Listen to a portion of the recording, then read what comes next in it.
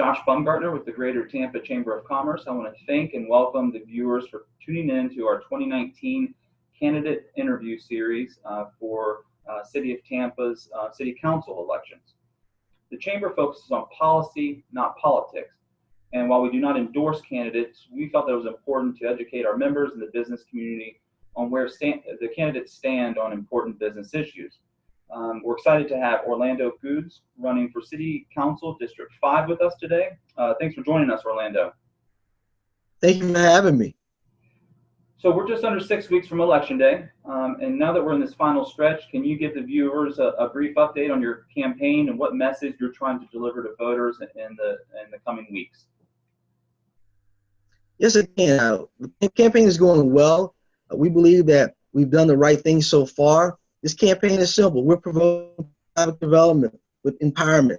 We're also championing affordable housing and safe neighborhoods, employability, entrepreneurship and jobs, and youth and our seniors. But our main focus of our campaign is economic empowerment. We got to have that to have economic development in District 5, especially in the heart of East Tampa.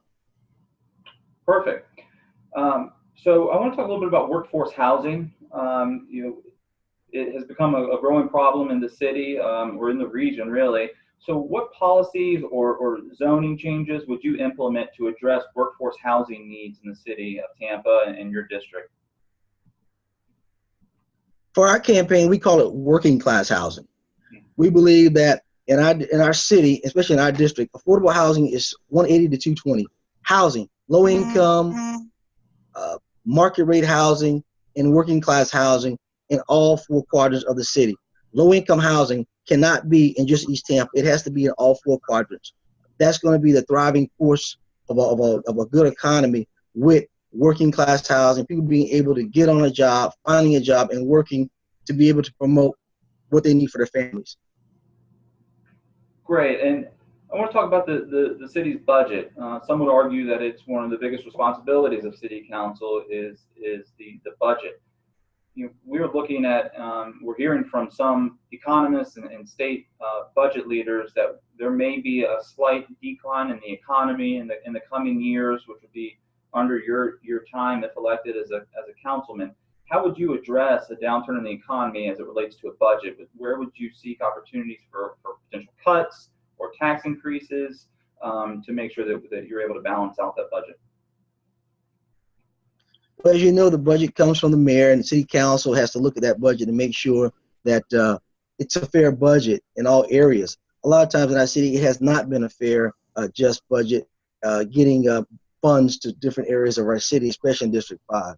For me, I like to look and make sure that in my district that we're getting our fair share and making sure that budget is comparable to everyone. Tampa has been considered a difficult city when it relates to the permitting process, and we've heard that from some folks in the community recently. Can you talk a little bit about how you would ensure that we've got a safe permitting process, but also an efficient one for our businesses and residents in the city? I think we have to look at what the policies are. We may need to have an audit of the policies to make sure that we're being able to have a friendly and community-friendly process. I think that is very important when people are saying there is a problem. We have to look at what the actual problem is. And I think an audit of the system would help us out with that going forward. Perfect. I want to talk home rule and preemption. We hear a lot from local governments across the state, some concerns that Tallahassee knows best, and there's that mentality out of the state legislature. Do you agree that preemption has become an issue in Tallahassee? And if so, how would you work as a city councilman to have a productive relationship with our state legislature? Well, you have to be able to make sure that the people that are on the ground in your backyard know what your people want and understand that the needs of the people come first. A lot of times Tallahassee make rules that just don't coincide with local government, and local government has to make sure that the workers we elect take that message back to Tallahassee so they can let them know that, hey, this is not working in our communities. And the only way to fix that is make sure we have good legislators that go into Tallahassee fighting for our issues to make sure that we have good government and let local government prevail when it needs to prevail. Great. On economic development, we hear a lot of, especially moving forward, that public-private partnership and P3s are going to be critical to utilize as budgets, especially government budgets, become tighter and we need to reach out to the private sector. What opportunities do you see for public-private partnerships in the city of Tampa for economic development? You have to have that. Economic empowerment is the most impactful thing you can have for communities. We have to cultivate a small business community and make sure that they're thriving. When that happens, it grows, making sure we have quality jobs with good paying wages. You can't have economic development without economic empowerment. You can't attract those big businesses if it's not a thriving area. So you have to make sure, and what I want to make sure, that I'm working with those developers to make sure and boosting and working with those small business owners and making sure that our communities are thriving with small businesses, and then they'll come. Transportation. Obviously, we've got a new revenue stream now that the transportation sales tax passed in November. I think everyone has got a list of projects that they would like to see. What would be the one important project that you would like to see most as a transportation investment? Well, City Council has limited purview on certain issues when you deal with mass transit. But as far as a local level, I think that we have to look at those 6S railroads, making sure we get those operational up and running. They're running straight through 30th Street in my community. That's going to help our community as a food desert to make sure they're getting good entertainment places, getting good quality jobs. Also, look at different modes of transportation or scooter areas. Each quadrant, there are different needs for transportation. But for me to make sure that we also look at the streetcar, which they're moving in different directions, but I want to make sure it's coming to the east side of town because that's going to help our people get where they need to go and also help them with a good thriving job with the economy. Great. So it sounds like maybe that CSX line and making sure that we're able to utilize that existing line will be one of your absolutely. Leadership. What is, in your opinion, what is the role of Tampa City Council, and how do you think that role will evolve over the duration of your term? Wow, that's a very good question. As a person who sat on the Charter Review Commission, who looked at the charter, our constitution, and how we operate, we're a strong form of mayoral government. Myself and a few other board members thought that the government was a little bit too strong and wanted to try to change it, but we didn't get the super majority vote. I believe that, especially in my district, we have to have a mayor that has an open door policy to work with the council.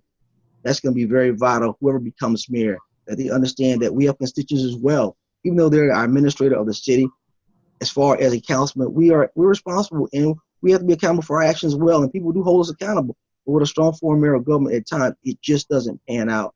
And I just want to make sure that I have a relationship with a mayor that understands that District 5 here, we're alive, and be able to work with whoever is mayor. Great. So we've touched on several important policies today, but before we wrap up, is there a priority of yours that we didn't touch on, or is there an area that you want to reemphasize as a key message from your campaign? My district is important. It's like a donut with a hole at the top. When I look at everything that's kind of growing around with Channelside, a little Tampa Heights, and some of our outer core, the middle is still suffering.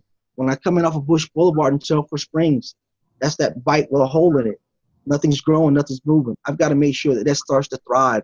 That's going to be the economic impact I'm talking about, the economic empowerment, that we've got to make sure we've got those small businesses going and moving, making sure we have the right people pushing it forward.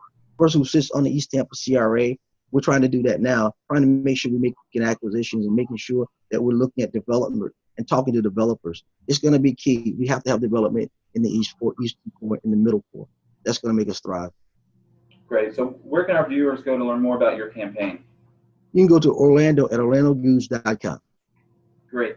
Well, Orlando, on behalf of the Chamber and our 1,400 plus members, we want to thank you for joining us today, and thank you for stepping out and choosing to run for office. We appreciate it, and thanks for your time. Again, thank you so much. And again, it's Orlando at orlandogudes.com.